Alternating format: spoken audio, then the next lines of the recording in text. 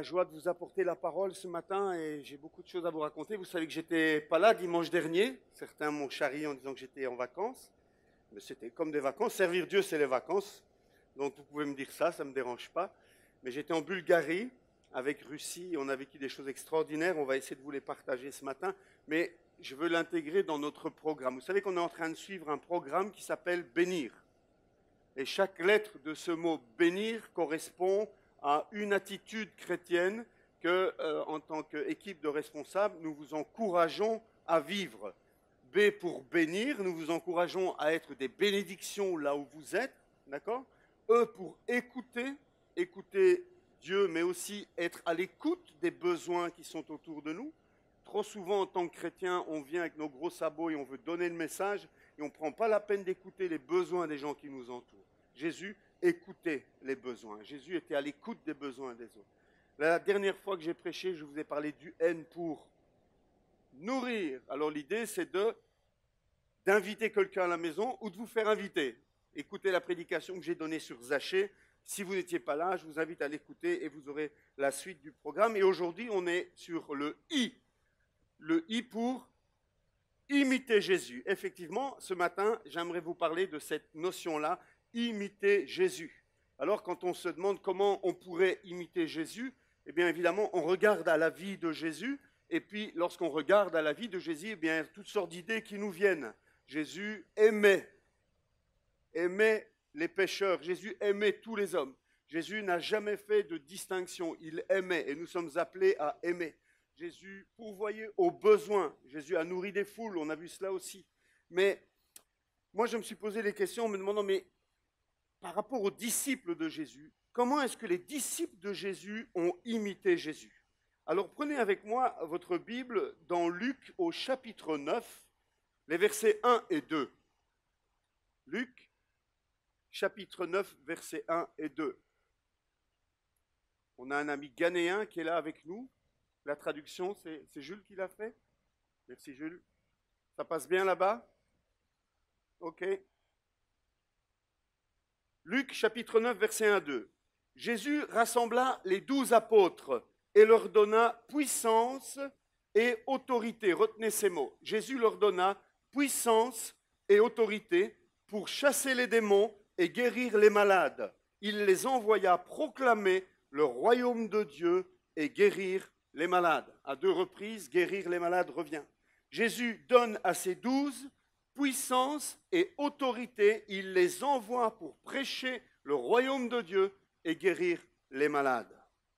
C'est la première fois que l'on voit Jésus envoyer ses 12 disciples pour faire quoi? Pour l'imiter.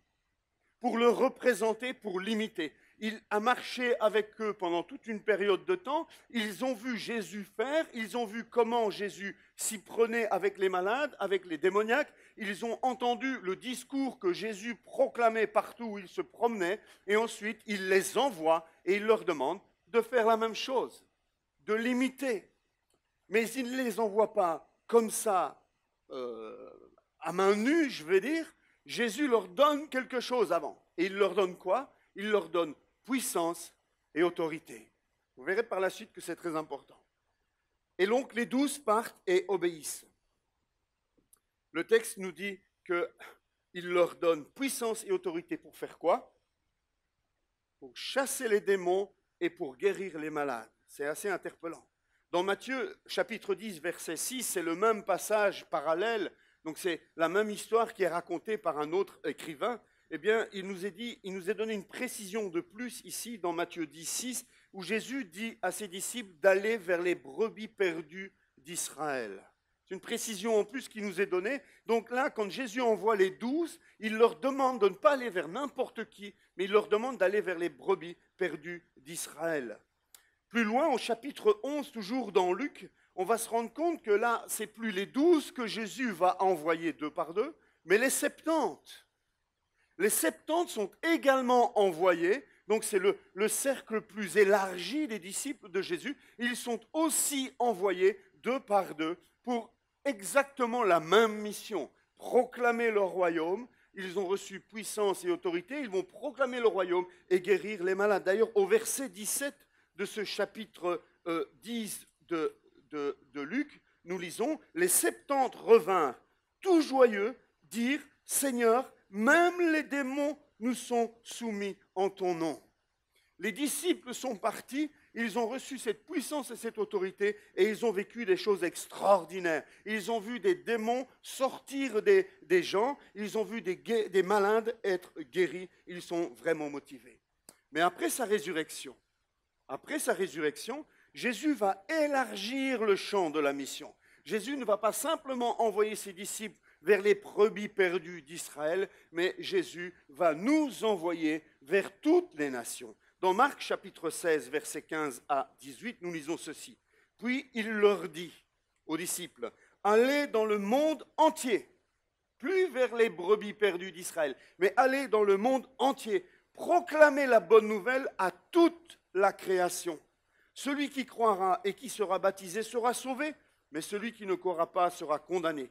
Voici les signes qui accompagneront ceux qui auront cru. En mon nom, ils pourront chasser des démons, parler de nouvelles langues, attraper des serpents, et s'ils boivent un breuvage mortel, celui-ci ne leur fera aucun mal. Ils poseront les mains sur les malades, et ceux-ci seront guéris. Il l'a fait avec les 12, il l'a fait avec les 70, et il le fait avec nous, frères et sœurs. C'est le message de ce matin. Ce matin, je voudrais vous inviter, vous encourager à imiter Jésus. Comment? Eh bien, en proclamant, en allant, en proclamant la bonne nouvelle du royaume et en guérissant les malades. Je voudrais témoigner de choses extraordinaires que Russie et moi, nous avons vécues dimanche dernier.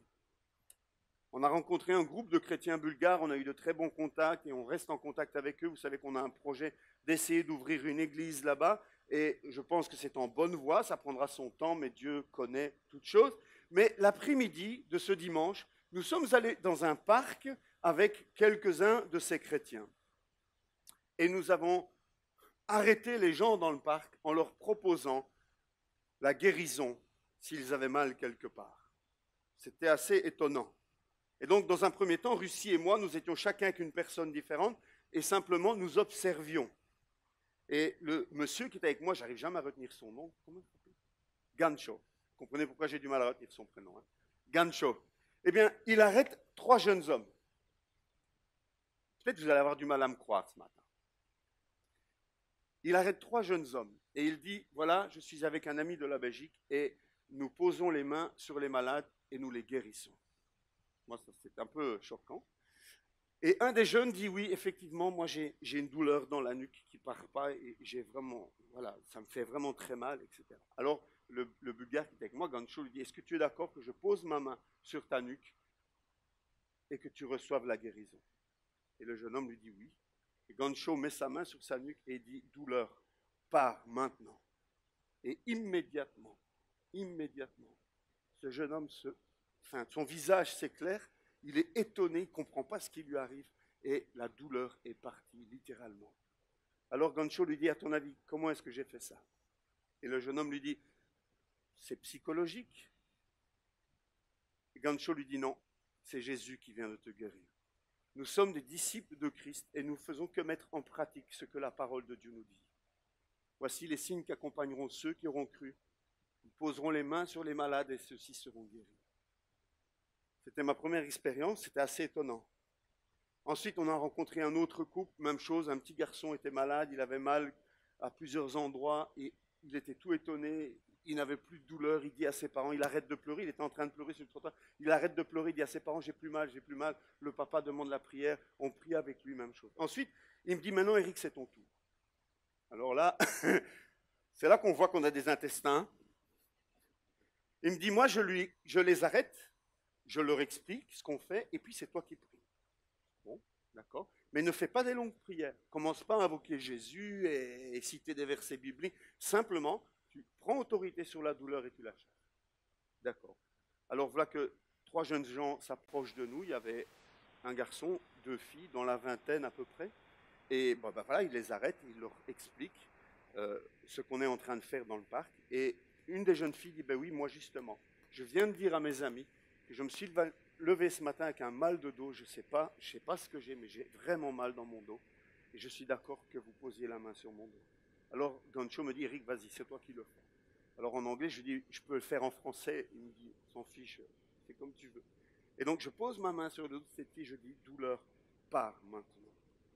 Et immédiatement, frères et sœurs, cette fille, un sourire comme ça sur son visage, elle était libérée de la douleur. J'avais du mal à le croire. Elle parlait un peu anglais, je lui demandais, mais c'est vrai, tu es sûr? Tu es sûr vraiment? Je doutais, je n'en revenais pas.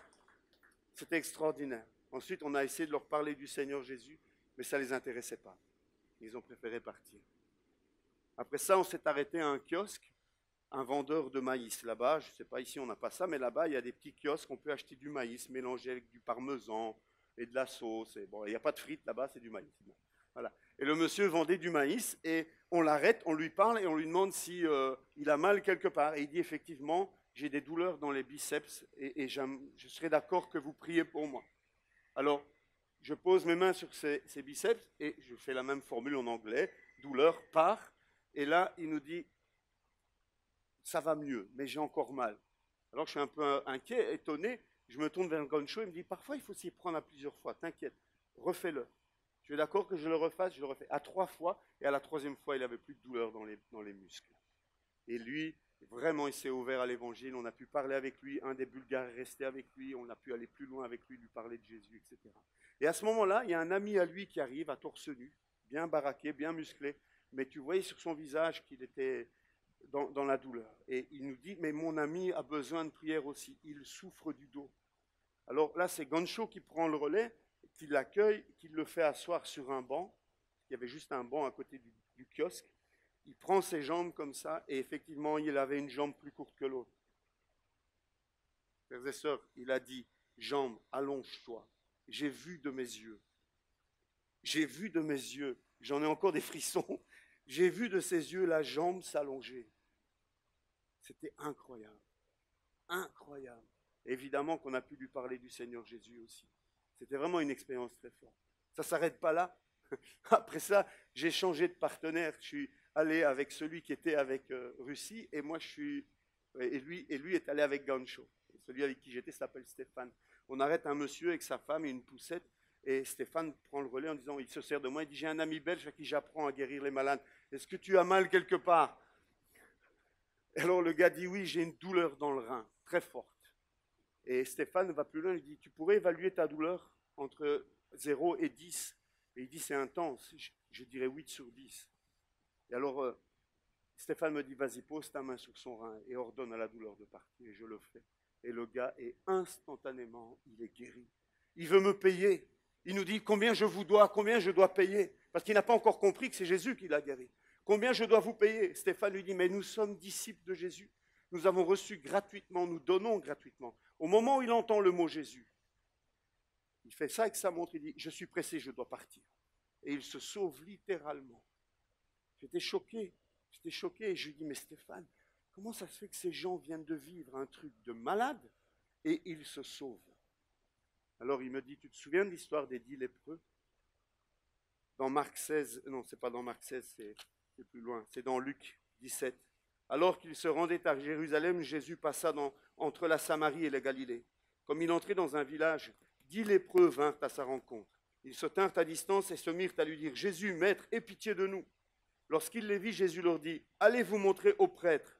Pendant qu'ils y allaient, ils furent guéris. L'un d'eux, se voyant guéri, revint sur ses pas en rendant gloire à Dieu à haute voix. Il tomba le visage contre terre aux pieds de Jésus et le remercia. C'était un Samaritain, un étranger en plus.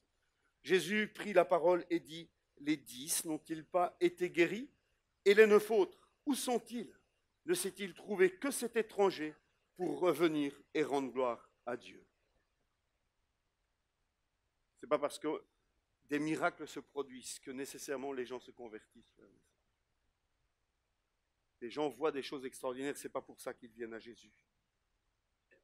Ensuite, on s'est arrêté près d'un monsieur plus âgé qui se plaignait de douleurs dans la jambe, ça ressemblait à une sciatique. Et même chose, j'ai posé la main sur sa jambe, mais rien ne s'est passé. J'ai essayé une 2e fois et rien ne s'est passé. Puis Stéphane a dit, attends, je vais essayer. Il l'a essayé et rien ne s'est passé. Alors j'étais étonné aussi, parce que moi, j'étais déjà plus habitué à ce que ça ne marche plus. Je lui dis, mais Stéphane, comment ça se fait? Je ne sais pas, Eric. Je ne sais pas. Généralement, j'ai 90% de réussite de guérison. Mais parfois, ça ne marche pas. Et je ne sais pas pourquoi. Mais moi, je n'étais pas content, puisque ça faisait 4 prières, 3 réussites, un échec, j'étais à 75%. C'est pas terrible quand même. On a arrêté dans le parc et puis on a été invité chez des amis bulgares. On était au bord d'une piscine. Russie était là aussi à ce moment-là. Et puis ces amis bulgares parlaient du Seigneur. C'était des chrétiens, ils échangeaient. Ils nous demandaient de raconter ce qu'on avait vécu l'après-midi dans le parc, etc. C'était un moment de communion fraternelle. C'était vraiment bien. Et à un moment donné, ils appellent un monsieur qui était là, mais qui n'était pas chrétien. Et ils le font venir. Et ils lui proposent aussi la prière. Il avait mal au dos. Ils ont prié pour son dos et la douleur est partie. Et puis il s'est dit, il a dit, mais j'ai aussi mal aux genoux. Et là, Gancho m'a dit, mais alors toi, fais-le. J'ai mis mes mains sur ses 2 genoux. Il s'est levé d'un bond, il a commencé à faire des genoux flexions, il était guéri. Et mon taux est passé à 80%, j'étais content. Frères et sœurs, quand on lit Jean chapitre 21, verset 25, on lit ceci. Jésus a fait encore beaucoup d'autres choses.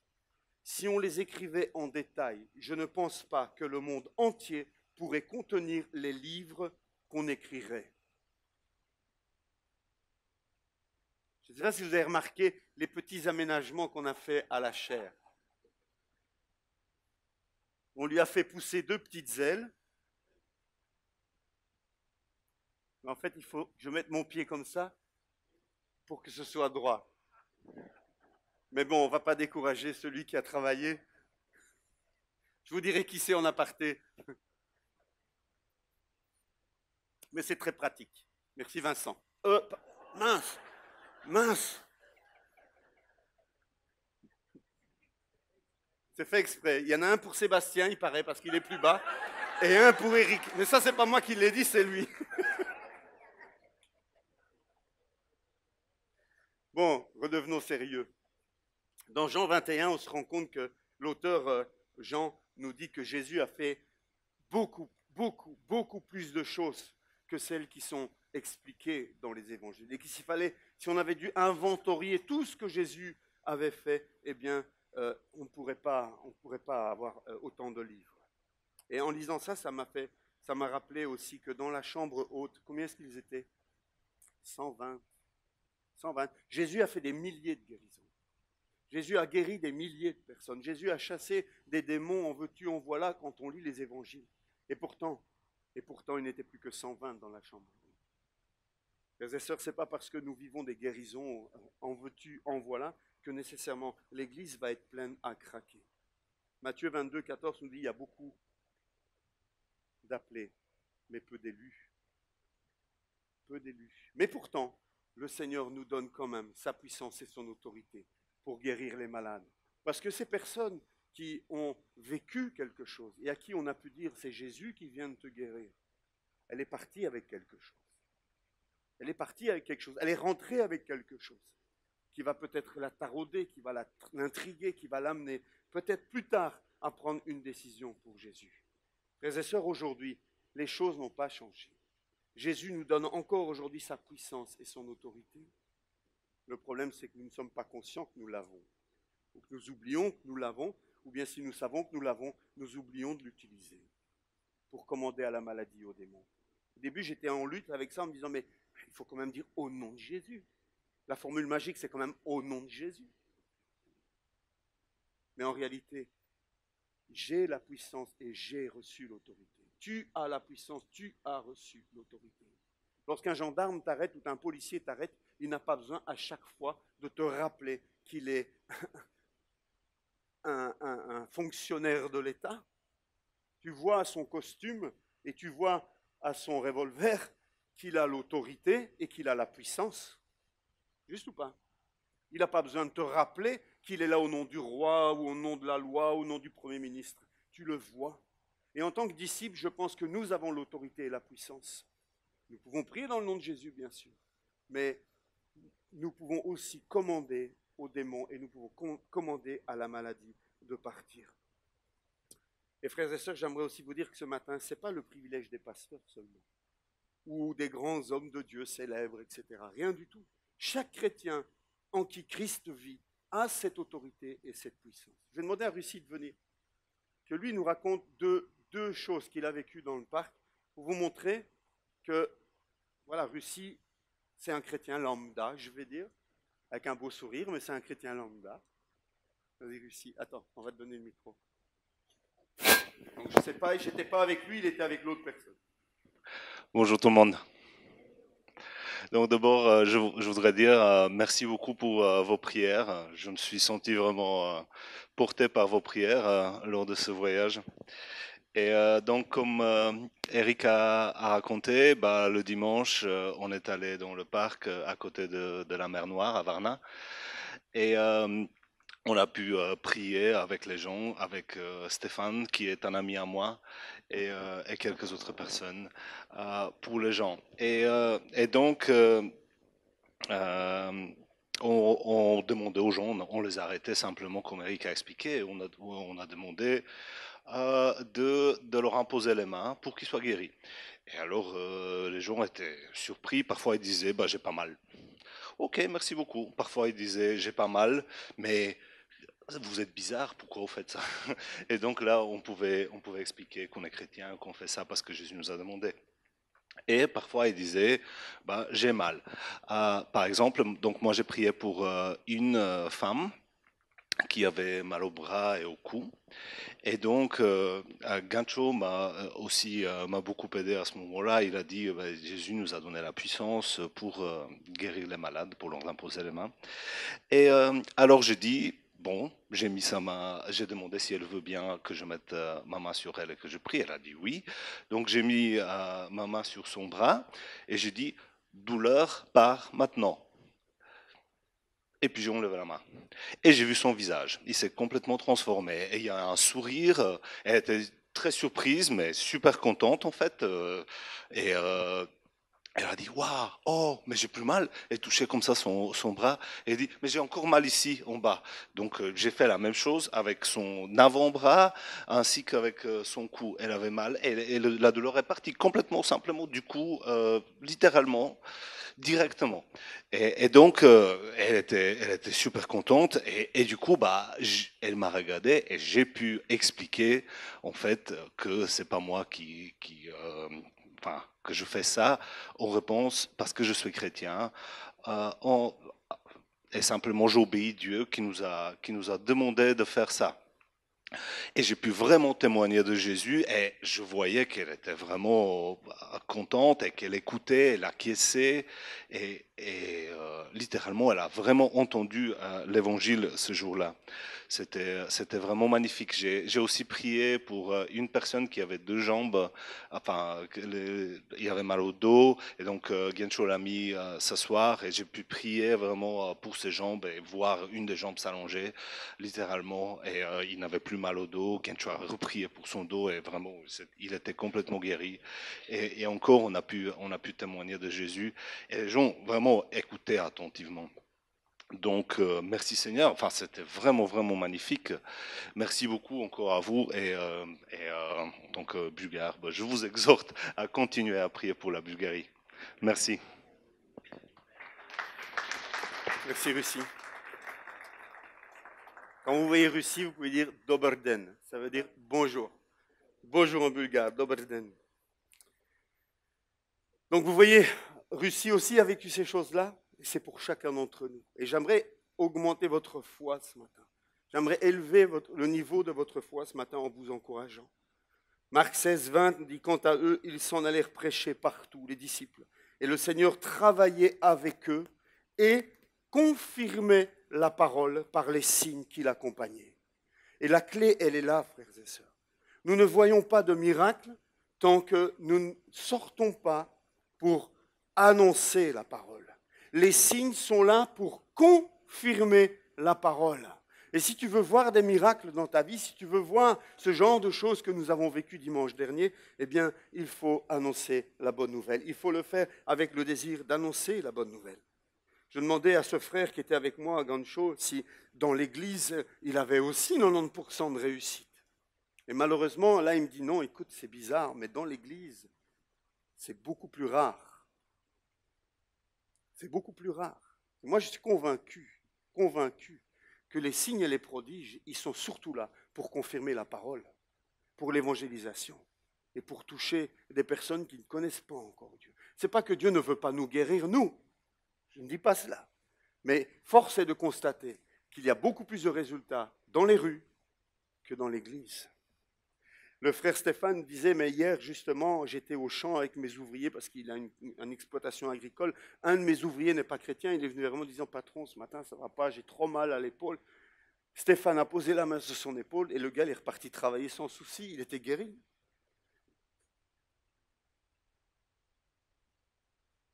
Est-ce que tu es prêt à saisir les occasions qui vont se présenter? Est-ce que tu es prêt à saisir les occasions qui vont se présenter à toi pour poser ta main sur un voisin, sur un collègue, sur un ami, sur une connaissance ou dans la rue, sur une personne qui est souffrante et laisser Dieu agir au travers de toi? C'est toute la question. Imiter Jésus, c'est aller et permettre au royaume de Dieu de s'approcher des perdus. Nous sommes les ambassadeurs du royaume. Nous sommes les envoyés de Dieu, nous représentons le royaume de Dieu. En fait, on pourrait voir l'histoire que nous vivons comme cette période de la Deuxième Guerre mondiale où les Allemands avaient envahi toute la France, mais où il y avait des résistants, des poches de résistance. Frères et sœurs, nous sommes des poches de résistance. Dans un monde qui appartient encore pour l'instant au prince de la puissance de l'air, au diable, mais un jour, Jésus va revenir, comme ce débarquement en Normandie. Un jour, Jésus va revenir et il va installer son royaume. En attendant, nous sommes les résistants. Nous sommes ces avant-postes dans un monde déchu, dans un monde de ténèbres. Et nous sommes là pour apporter la lumière, pour amener l'espérance et pour annoncer cette bonne nouvelle du royaume. Et je crois que partout où le chrétien annonce la bonne nouvelle du royaume, il y a les signes qui accompagnent pour confirmer cette parole du royaume. Jésus dit dans Luc 10, « Dans toute ville où vous entrerez et où l'on vous accueillera, mangez ce qu'on vous offrira. Guérissez les malades qui s'y trouveront et dites-leur, le royaume de Dieu s'est approché de vous. » Ouais, on guérit les malades pour pouvoir annoncer un message. Et si tu sors pour annoncer un message, la puissance et l'autorité t'accompagnent. Ils sont là pour confirmer, mais dans toutes les villes où vous entrerez et où on ne vous accueillera pas, allez dans les rues et dites, nous secouons contre vous, même la poussière de votre ville qui s'est attachée à nos pieds. Sachez cependant que le royaume de Dieu s'est approché de vous. Ce matin, j'aimerais que nous puissions tous ensemble prendre conscience de qui nous sommes. De qui nous sommes, les ambassadeurs de Christ. Nous avons reçu son autorité et sa puissance. L'autorité et la puissance du roi des rois, du Seigneur des seigneurs est sur ta vie, à toi de l'exercer. Je pensais un peu à cette illustration. Que penseriez-vous d'une patrouille de police? Imaginez, on se met dans un contexte. Vous êtes dans un supermarché, d'accord? Vous faites vos courses paisiblement. Et dans le supermarché, il y a une patrouille de police qui est là, bien armée, qui patrouille. Et tout d'un coup, il y a un voyou qui entre, armé dans le magasin et qui commence à tirer, à battre des personnes, etc. Qu'attendez-vous de ces policiers? Qu'ils vous défendent, qu'ils sortent leur revolver. Ils ont l'autorité, ils sont en service, ils ont la puissance, ils ont une arme de poing. Que penseriez-vous de policiers qui se cachent avec vous? De policiers qui téléphonent à leurs supérieurs en leur demandant « Chef, on a un petit problème ici. Est-ce qu'on peut dégainer? Est-ce qu'on a le droit d'intervenir? Est-ce qu'on peut sauver la population? Les gens tombent dans ce magasin, il y a un malade qui tire dans tous les sens. Qu'est-ce qu'on fait, chef? » Le chef, il va leur botter le train. Il va leur botter le train. Souvent, frères et sœurs, nous sommes comme ces policiers.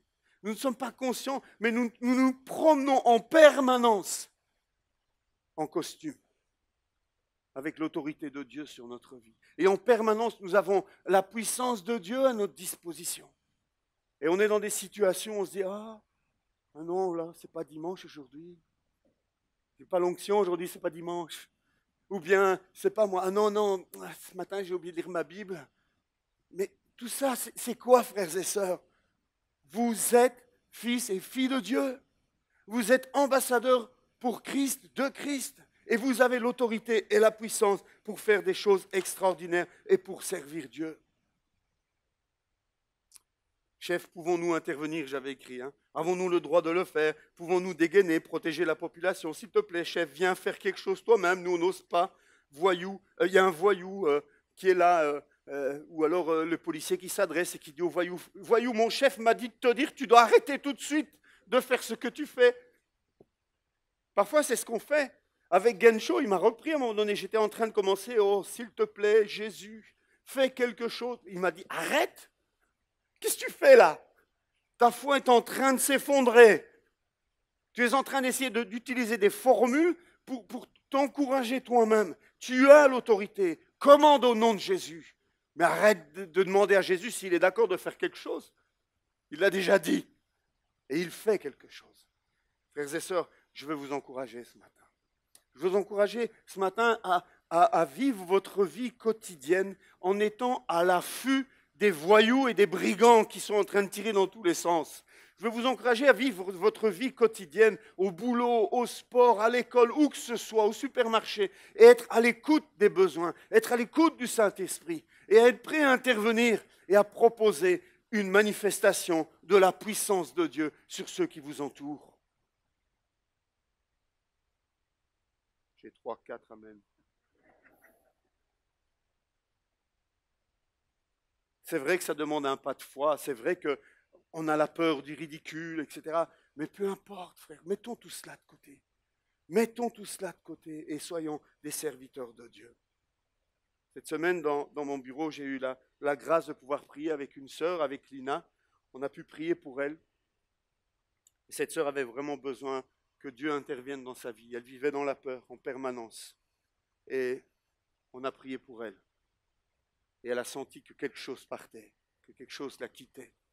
On a vécu une victoire. Mais on ne s'est pas arrêté là.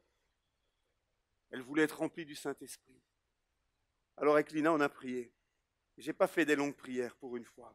J'ai simplement dit, sois rempli du Saint-Esprit. Sois rempli du Saint-Esprit. Sois rempli du Saint-Esprit. Et à un moment donné, cette sœur a été visitée par l'Esprit. Et elle s'est mise à parler en langue. Elle a été baptisée du Saint-Esprit. Frères et sœurs, c'est pour tout le monde. Je ne suis pas différent de vous. Moi aussi, le matin, j'ai la bouche qui sent mauvais. Moi aussi, je dois passer par les toilettes régulièrement. Moi aussi, je transpire et je dois me doucher. Je suis un homme comme vous. Nous sommes pareils. C'est vrai que j'occupe peut-être une fonction différente, mais ce n'est pas la fonction qui fait. C'est l'autorité que Jésus te donne. Tu es un enfant de Dieu et tu as l'autorité dans le nom de Jésus pour chasser un démon.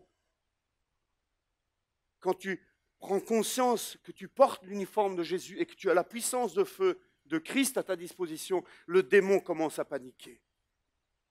Mais quand le démon te voit arriver avec tes sandales de touriste, avec ta tenue de plage spirituelle, où tu n'es pas conscient de qui tu es, où tu n'es pas conscient de qui est avec toi, le démon ne craint rien.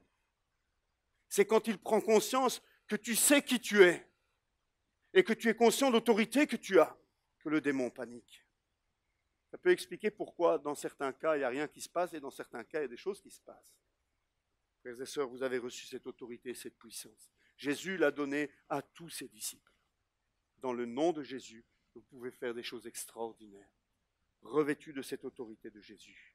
Imposez les mains à vos malades, à vos collègues malades. Imposez les mains à vos copains d'école. Imposez les mains à vos amis non chrétiens, voire même chrétiens, pourquoi pas. Et ensuite, dites-lui que c'est Jésus qui l'a guéri.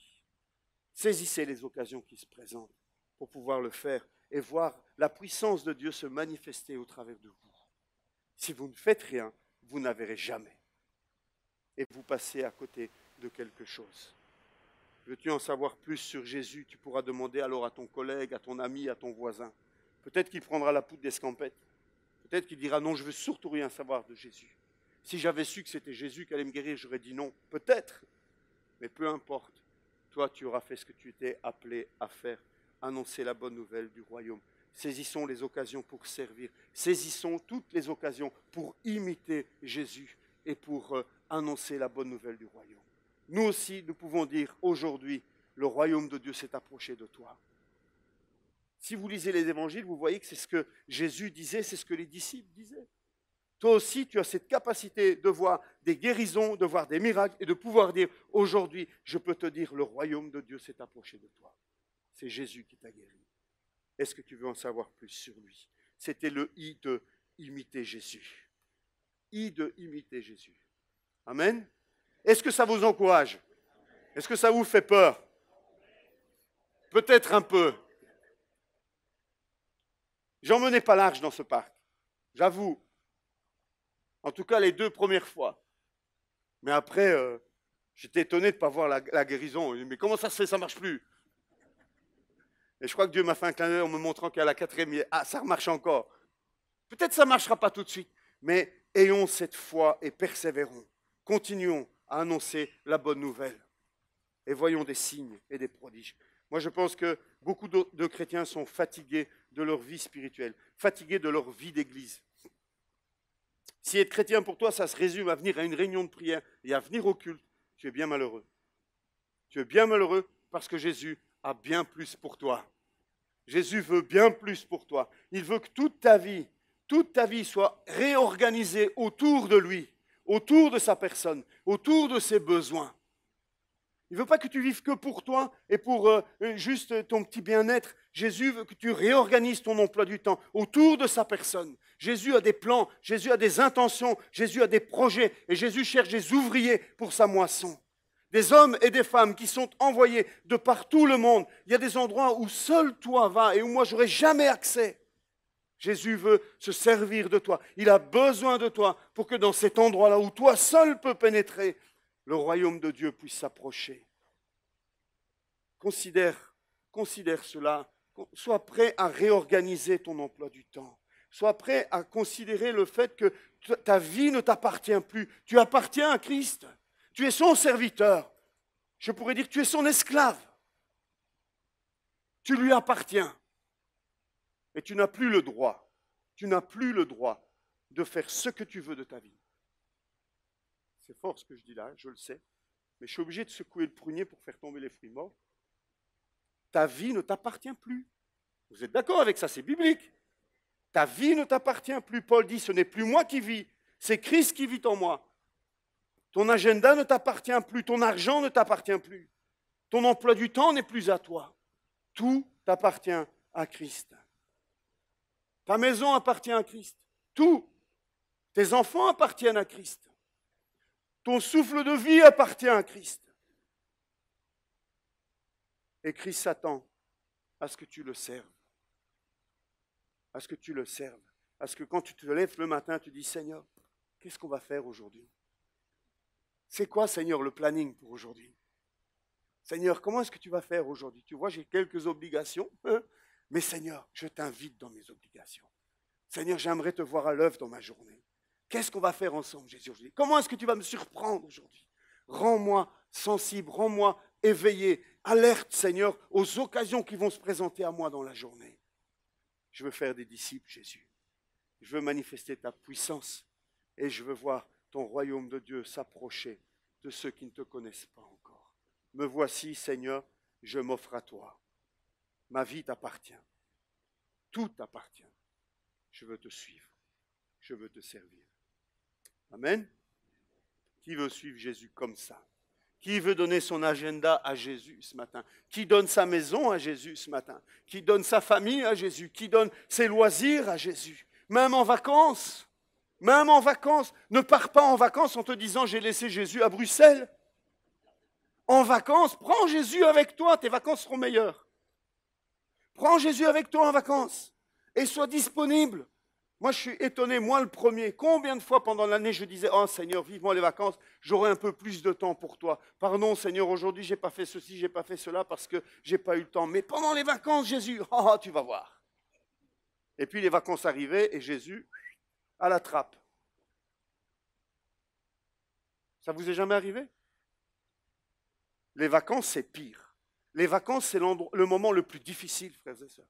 Parce que pendant l'année, on a un train-train, on se discipline, on a un rythme. Pendant les vacances, c'est farniente, il n'y a plus rien qui compte. Et puis, le diable sait comment occuper vos vacances.